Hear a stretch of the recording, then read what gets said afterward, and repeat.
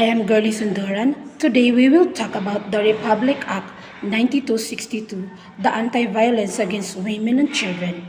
This was signed by former President Gloria Macapagal Arroyo last May 8, 2004 to address gender-based violence, providing legal protection, criminalizing abuse, and offering safety, intervention, and support services.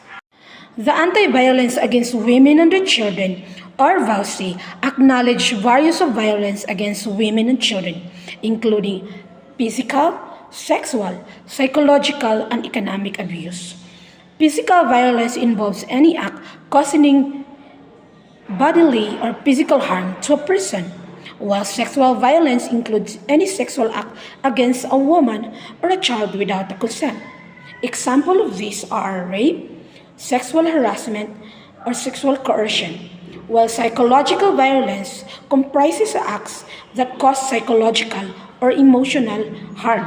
Examples of these are intimidation, harassment, and verbal abuse. Economic abuse involves action aimed at creating economic dependence of a woman on her partner. Example of this is a husband restricting finances and limiting work opportunity for their wife or partner.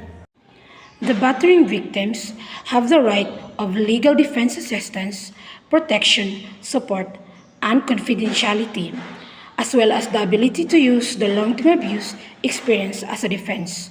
The victim of VAUSI are entitled of actual, compensatory, moral, and exemplary damages from the offender and a 10-day paid leave of absence.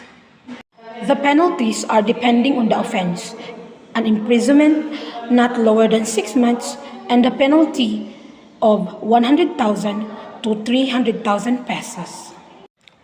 So the purpose and the relevance of the VAUSI in the Philippine society is this law protects women and children from harm, like hitting, hurting feelings, and not giving food or money or the needs of the family, and also controlling or scaring someone.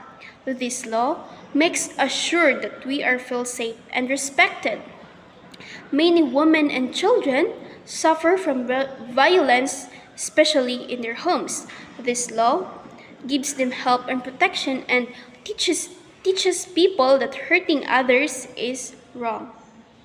The impacts on the different gender sectors: for women, it's helped them feel safe and strong by protecting their rights. For example, if a husband shouts or hits his wife, the wife can ask for help from the police using this law.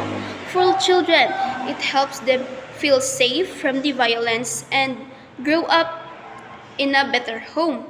For example, if a child is beaten or not given food, the law can step in and protect the child and the family. For men, it teaches men to respect others and treat them fairly. For example, a father learns not to use the violence, instead talks kindly and support his family. And lastly, the LGBTQ plus people. This law helped them to raise awareness about the violence against all genders, which can lead to more support from the LGBTQ plus people. Just like, for example, if one of the member of the LGBTQ plus community is being hurt, being abused in their homes, this law can help them too.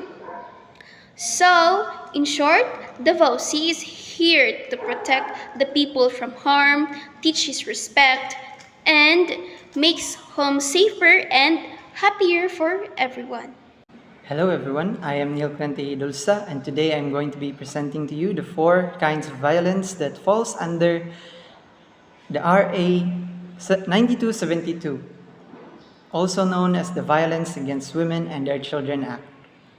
First is the physical violence, which involves physical force.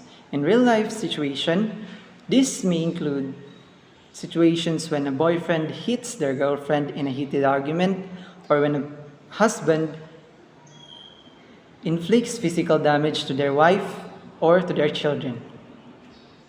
The second is the sexual violence. This may happen when the boyfriend assaults their girlfriend while they are intoxicated, or a husband forces their wife towards sexual intercourse against their will. The third type of violence that falls under this act is the psychological violence. In this type of violence, the husband or the boyfriend tries to inflict emotional or psychological damage to the victims. For example, a boyfriend threatens their girlfriend that they would hurt them if the girlfriend would leave them, or a husband verbally abuses their wife to make them feel inferior towards them. And the last kind of violence that falls under this act is the economic violence, in which the other party tries to take control of the economic situation of the other party. For example, the boyfriend tries to make their girlfriend quit their job in order for them to just stay at home and take care of the household chores. Or when the husband tries to control the money or income of their wife in order for them to have full control over it and to make the wife less powerful. Though the scope of this act is quite vast and involves 4 kinds of violence, there are challenges in implementing it.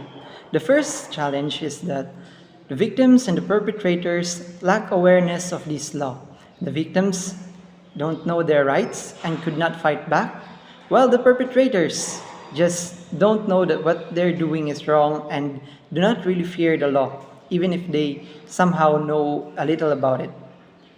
The second challenge in implementing this law is that the government doesn't really give much funding into it, leading to some cases just being ignored, neglected, or being disproven. The third and last challenge in implementing this law is that in some cultural norms here in our country, in some places, violence against women and children are quite encouraged and are seen as normal thing.